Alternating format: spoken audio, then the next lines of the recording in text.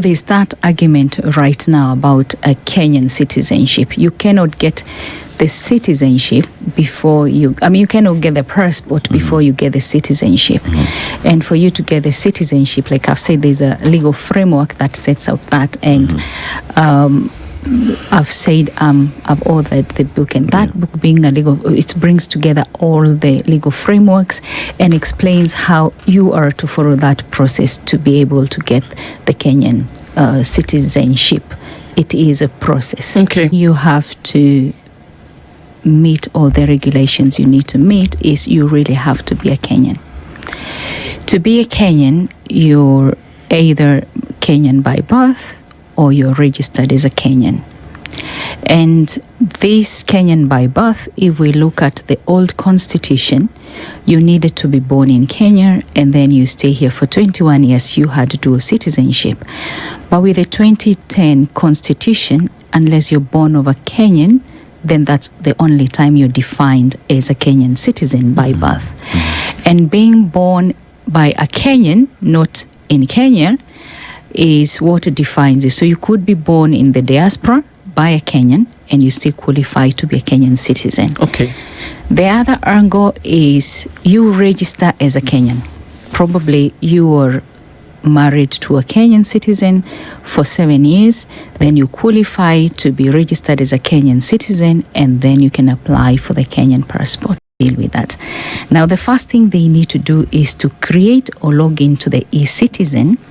And what they must have as applicants is that they must have their IDs as Kenyan citizens, as adults. And for children, they need to have birth certificates. And you need your email address and a phone number. And with that, then you log into the Department of Immigration Services and you go on to the passport application. And that now you're told to complete the application online. And the information you're required with the application online is your personal details, that is your name, your date of birth, and the place of birth. You also need your national ID, like before, like I said. You need your parents' details to confirm your citizenship, or rather the link between you and citizenship by birth, and your occupation and your address and the next of kin. These details are very important just in case they need to reach them. Now, you also have to choose the type of passport that you want. We have several pages of passports, and or you have to choose which one you want depending on the pages you want.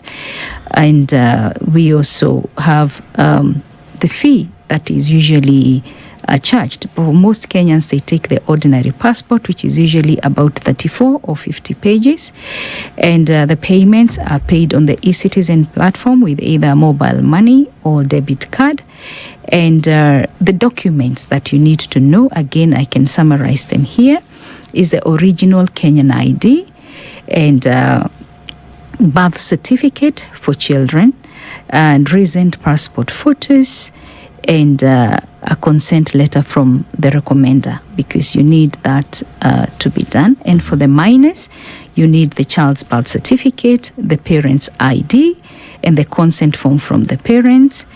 And once all that is done, and you book an appointment and submit your biometrics, and we have several places that you can apply for your Kenyan passport.